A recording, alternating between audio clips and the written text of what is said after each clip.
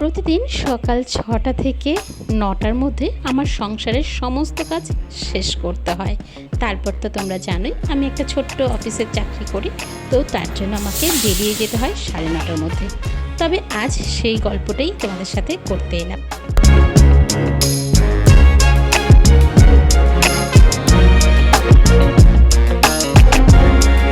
আজকে তোমাদের সাথে আমার শুক্রবারের ব্লগটা শেয়ার করার জন্য চলে আসলাম। আশা করছি এই ব্লগটা তোমাদের দেখতে বেশ ভালোই লাগবে, তাই রিকোয়েস্ট করব শেষ পর্যন্ত অবশ্যই দেখো এবং তারপর ভালো লাগলে যেটা করতে হবে প্রতিদিন বলি সেটা করো। চলো দিনটি শুরু করা যাক। ঘড়ির কাঁটা এখন 6:45। ইতিমধ্যে কিন্তু আমি একদিকে ভাত আর একদিকে চাউমিন সেদ্ধ বসিয়ে দিয়েছি। সকাল 7টার মধ্যে আমার হাজব্যান্ড তার অফিসের উদ্দেশ্যে বেরোয় এবং 8টার সময় আমার ছেলে ওর স্কুলের জন্য বেরোয়। যদিও প্রত্যেকটা বাড়িতে এরকম কম বেশি প্রেশার থাকে সকালে সংসারের কাজের, আমারও কিন্তু ব্যতিক্রম নয়। তাই সকালবেলা ঘুম থেকে উঠেই কিন্তু বাসি কাপড় ছেড়ে চলে এলাম রান্নাঘরে। তো সকালবেলা 2 গ্যাসে 2টো বসিয়ে দিয়েছি, একদিকে চাউমিন সেদ্ধ করতে দিয়েছি, আরেকদিকে ভাতটা প্রায় হতে থাকবে আর চাউমিনটা হয়ে গেছে, সেটার মধ্যে জল ঝরা দিয়েছি আর তারপর একটু ঠান্ডা জলও দিয়ে দিয়েছি। তারপর শাশুড়ি মা ওদিকে বসে বসে সমস্ত সবজি কেটে দিচ্ছে, যেমন এখানে আলু পেঁয়াজটা কেটে দিয়েছে। তো এই আলু পেঁয়াজটাকে আগে ভাজা হিসাবে দিয়ে নিলাম। এখান থেকে কিন্তু কিছুটা হাজব্যান্ড ওর রুটির সাথে খাবে আর কিছুটা আবার আমি চাউমিনেও দেবো, এইভাবে করেই রাখলাম। তারপর আগের দিনের ডাল ছিল, সেই ডালটাকে গরম করতে বসিয়ে দিলাম। ওদিকে কিন্তু আমার চা কমপ্লিট, সেটা হাজব্যান্ডকে দিয়ে আসি। এইভাবে করেই কিন্তু আমি কাজের ব্যালেন্স করার চেষ্টা করি, যাতে ওরাও সময় মতন স্কুলে যেতে পারে বা আমার হাজব্যান্ড অফিসে যেতে পারে, যাতে ওদের কোনো দেরি না হয় সেদিকটা খেয়াল রাখি। তার জন্য ছোট ছোট এইসব ট্রিক্সগুলো ব্যবহার করতে হয়। আর এই যে দেখছো, এটা হচ্ছে মোচার কোপ্তাকারি। গতকাল এটা আমি করেছিলাম, সেটাকেই আগেই সরিয়ে রেখেছিলাম যাতে খাবারটা ভালো থাকে। তারপর এখন একটু গ্যাসে ফুটিয়ে দিচ্ছি। যাই আমি আগের দিনে তরকারি দিই না কেন, ভালো করে ফুটিয়ে তারপরে দিই আর কিছুক্ষণ এরকম হালকা করে খোলাও রাখি, একটু যাতে ঠান্ডা হয়ে যায়। যাই হোক, এদিকে শাশুড়িমাকে বললাম তুমি এগুলো সব গোছানো রইলো, ওকে একটু প্যাকিং করে নিতে বলো। তো যাই হোক, আর এদিকে রুটি যেহেতু সকালে জলখাবারে খাবে, তার জন্য রুটিটাও তৈরি করে দিলাম। এবার সব কিছু বললাম তুমি তোমার প্যাকিংটা নিজের মতন করে করো।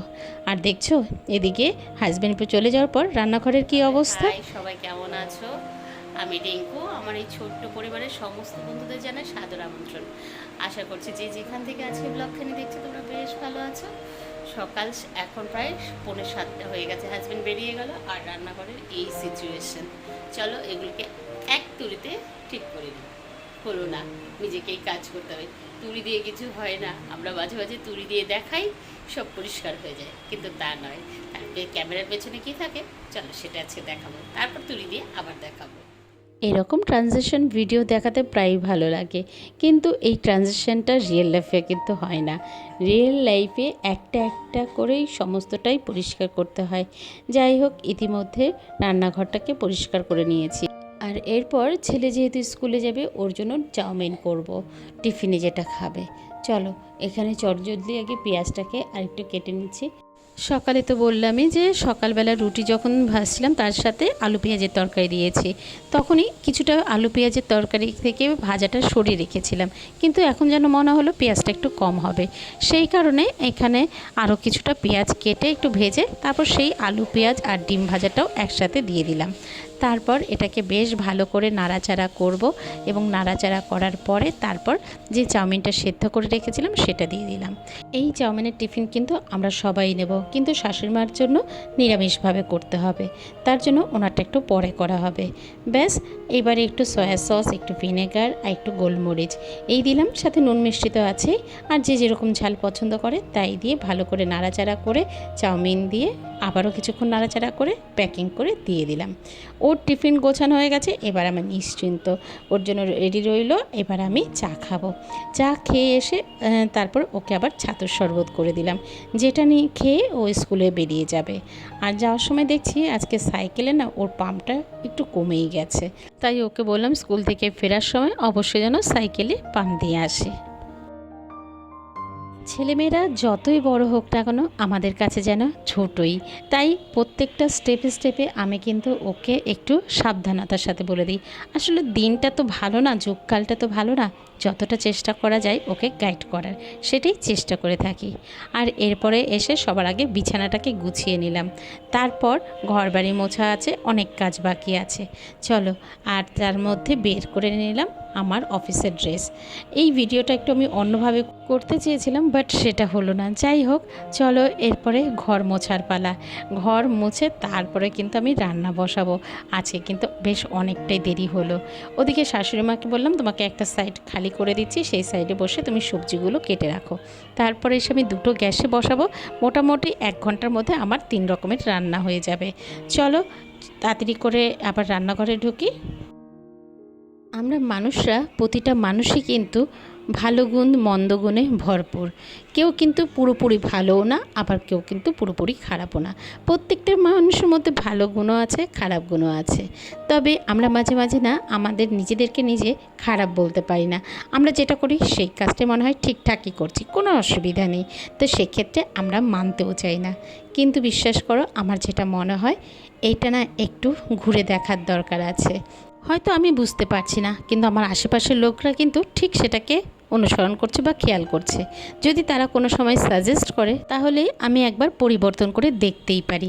যাই হোক, এই ক্ষেত্রে কিন্তু অনেকের সাথে আমার মতভেদ হতে পারে। যাই হোক, তোমাদের যেটা মনে হয় সেটাই করো। চলো, ইতিমধ্যে কিন্তু অনেকটা রান্না করে ফেললাম।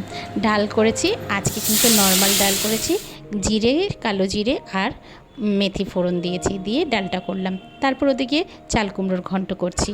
আর এদিকে সরপুঁটি মাছ এনেছিল, তো সেই সরপুঁটি মাছ দিয়ে আজকে একটু ঝোলা ঝোলা চচ্চড়ির মতন করব। এটা খেতেও কিন্তু বেশ ভালো লাগে। এতে একটু আমি সজের গুঁড়ো ব্যবহার করি। ব্যাস, মোটামুটি আমার রান্না বান্না কমপ্লিট। এই তো দেখিয়েও দিলাম। চলো এবার নিজে রেডি হব, অফিসে যেতে হবে। ইতিমধ্যে স্নান করে চলে এসেছি ঘরে। জানো তো, এই সাজুগুজু করতে কিন্তু আমার বেশ ভালো লাগে। আর এই যে লিপস্টিকটা, এটা কিন্তু কিছুদিন আগে মিন্ত্রা থেকে আমি দুটোর সাথে একটা ফ্রি হিসাবে পেয়েছিলাম। তাতে কিন্তু আমার বেশ ভালোই হয়েছে। অল্টারনেটিভ আমার কাছে এখন 3টে লিপস্টিক আছে, যদিও একটা আমি একজনকে দিয়ে দিয়েছি। যাই হোক, দুটো দিয়েই আপাতত অনেকটা দিনই চলে যাবে। মাঝে মাঝেই এরকম ওয়েবসাইটে মাঝে মাঝে কিছুটা তোমার ডিসকাউন্ট দেয়, যেগুলো আমাদের নিত্য প্রয়োজন সেগুলো কিন্তু আমরা নিতেই পারি। তাতে কিছুটা আমাদের খরচও কিন্তু কমে। যাই হোক, আজকের ভিডিওটা এখানেই শেষ করলাম। কেমন লাগলো অবশ্যই কমেন্ট করে জানিও। আর যদি ভালো লেগে থাকে অবশ্যই আমার পাশে থেকো। চলো আজ আসি, আবার তোমাদের সাথে গল্প হবে। টাটা।